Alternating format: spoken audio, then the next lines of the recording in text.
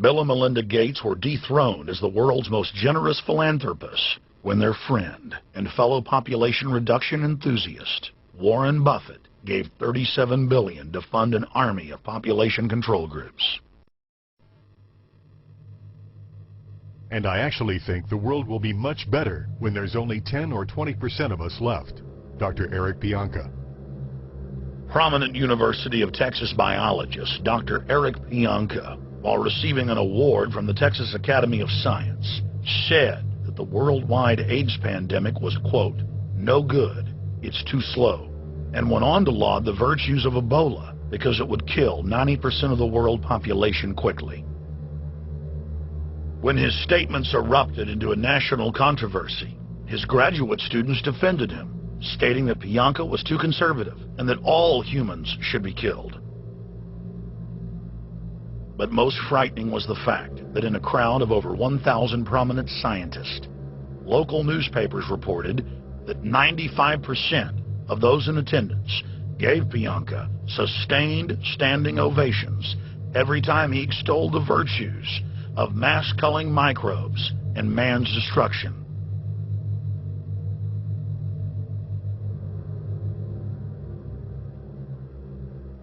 China was able to turn the corner and become the leading world superpower because they have a police state and they are able to force people to stop reproducing. Dr. Eric R. Pianka. The eugenics movement has now shaken off much of its Nazi baggage and is using people's legitimate concern about the environment as a cloak to conceal their real agenda. Everyone wants to breathe clean air and have good water, but the controllers of the environmental movement have done nothing but co-opt people's concerns and parlay it into support for global policies that further destabilize the third world and create untold misery. Phony environmental and conservation groups are now the biggest private landowners in the world.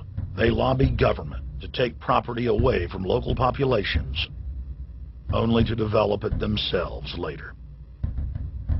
When the U.S. military dumps millions of gallons of nerve gas on the east coast of the U.S., they don't say a word. Thousands of companies are creating transgenetic cross-species hybrids, splicing plants, animals, and insects, and releasing the new organisms into the global biosphere, vandalizing the very genetic code of the planet. And large environmental organizations do nothing.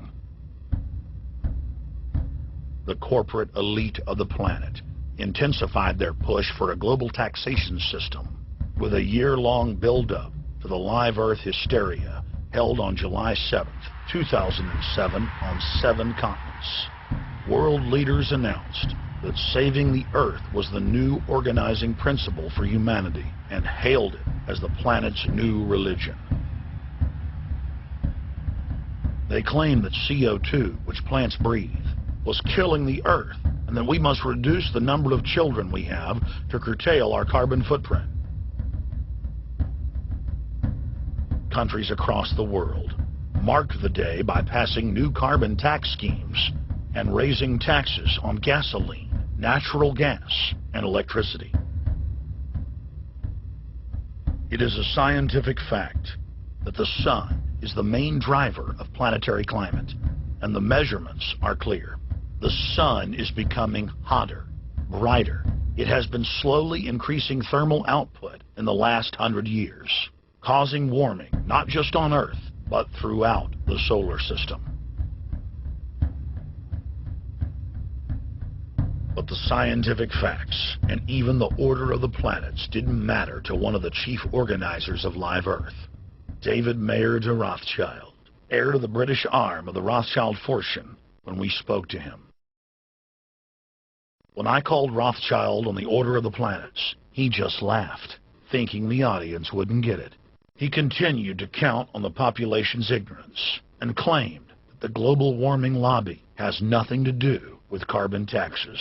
I guess he hadn't spoken with his good personal friend, Al Gore. Global warming, the time for debate is over. I think what you have to realize is that being environmentally sensitive and making money aren't mutually exclusive. There's a lot of money to be made in addressing this issue. But you guys are gobbling up all the world's concern to just simply line your pockets and make kids read your book in schools and do all this. It's a business, just like you said, Rothschild. It's not. Do you think I make any money out of this? It's the same thing. It's the same thing your your money-changing ancestors did. They're in Germany, Red Shield, and I'm calling you out, Red Shield. We know it's a scam. A pollution-based tax system, principally CO2. We're causing it mainly, vast majority of it. The consequences are bad and will be catastrophic unless we act. The polar ice caps of Mars are receding at several miles a year, much faster than ours, and that the moons of Saturn and Jupiter are melting. In fact, several of their moons were ice and are now liquid seas. Now, how are SUVs causing that, David Rothschild? That's because those planets are closer to the sun, my friend. No, Jupiter and Saturn are not closer to the sun. Neither is Mars. Yes, sir. I think you'll find, right, that the very simple matter, and what I wanted to say, and this is my final point, forget your taxation theory, because actually it's not taxation. Put a price on the carbon. A tax is the best way. Cap and trade can also do it.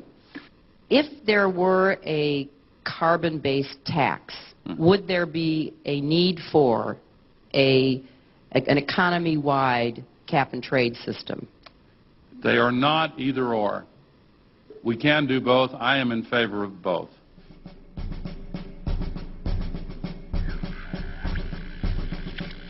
The architects of the New World Order are in a race to complete the structure of world government so they can suppress the independent development of technologies that threaten their monopoly of power, while at the same time steering new developments in the direction the architects chart for humanity.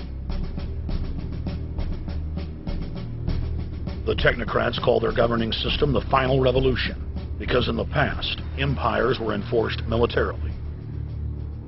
Now enforcement is primarily psychological and economic, and society itself is a construct of the elite who operate outside the controlled paradigm and control the civilization within, just as a child maintains the environment of a fish tank. We are like lab rats, living out our entire existence, never questioning the confines of the cage or the scientists who experiment on us. New World Order engineers have hijacked human destiny. Its controllers have closely studied human behavior for more than 100 years and are now steering us with expert control, using our primitive drives and desires as levers. They have developed their mind control systems to the point of being able to control the average unconscious person like a car.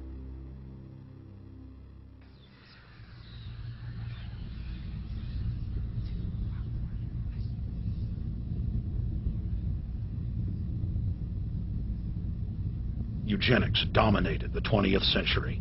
Its ruthless spirit has now metastasized into the fields of genetics, nanotech, and robotics. But that's not surprising. From their inception, all three disciplines have been dominated by eugenicists. The billionaire founder of Sun Microsystems, Bill Joy, courageously went public in 2000 to warn of a cancerous consensus among the technocratic elite that at best humanity would be completely enslaved by the year 2030, and at worst, mass extermination of everyone but the elite would take place. A who's who of the techno-elite are members of what is known as the transhumanist or post-humanist movement. Many of its adherents see only the beneficial aspects of technology's exponential rise, like bringing sight to the blind, sound to the deaf, and longer life for all. But what many of them don't know is that master eugenicist Julian Huxley founded transhumanism, and that society's controllers openly admit that the new system is designed to progress into absolute tyranny.